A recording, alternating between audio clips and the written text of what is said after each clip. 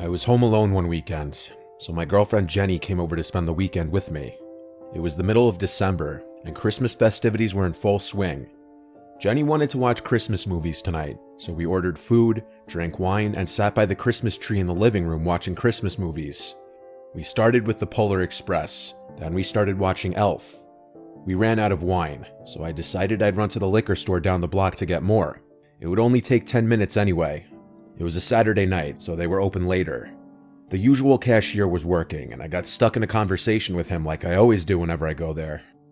Mid-conversation with him, I felt my phone vibrating in my pocket. I checked my phone to see it was Jenny. I interrupted the cashier saying 1 sec, and I picked up. Jenny sounded scared, saying she keeps hearing noises from below the living room. That would mean the crawl space. I told her it's fine, there's nothing down there. She asked me to stay on the phone with her until I got back, so I did.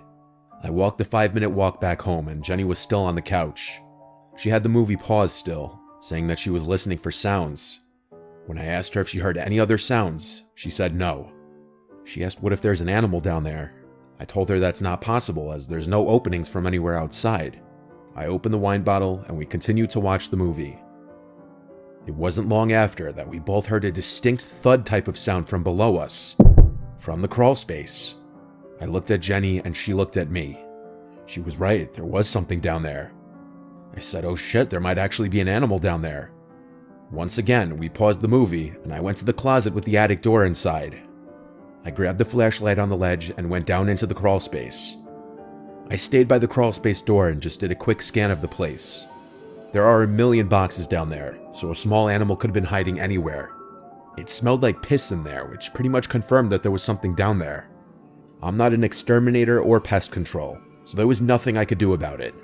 I told my parents about it in the family group chat and told my dad he'd have to call pest control tomorrow. Then, as I was climbing back up the stairs, I heard something from across the crawl space. I don't know what it was, but something moved. I got scared that some animal was going to run at me, so I hurried up the stairs and shut the door. There wasn't much else we could do now except just go back to the living room and finish watching the movie. After Elf ended, we went to my room and eventually went to sleep. I woke up in the middle of the night having to pee really badly and with a throbbing headache. I got up and opened my bedroom door and looked down into the dark hallway. At the end of the hallway, I saw a person's silhouette. I almost screamed, but instead I closed the door quietly and locked it. I heard footsteps coming down the hallway. And then the doorknob turned, and someone tried opening the door. And then a deep, hoarse-sounding voice on the other side said, "Hello?" That was when Jenny started to scream. She had been woken up by my getting up, and she heard the voice too. I would have tried to calm her down, but I was scared shitless myself. I did hear footsteps walk away from the door, and so I called 911. Waiting for the cops felt like a millennium. All I know is when the cops got here, there was no one else in this house. Whoever it was left. The smell of piss in the crawl space wasn't my imagination. There was literally a puddle of that person's piss on the ground, which is pretty disturbing because that would suggest that he had been down there for a while. While it was likely a homeless squatter, that didn't make it any less horrifying. My family didn't even believe it at first. I've never forgotten to lock the door ever again.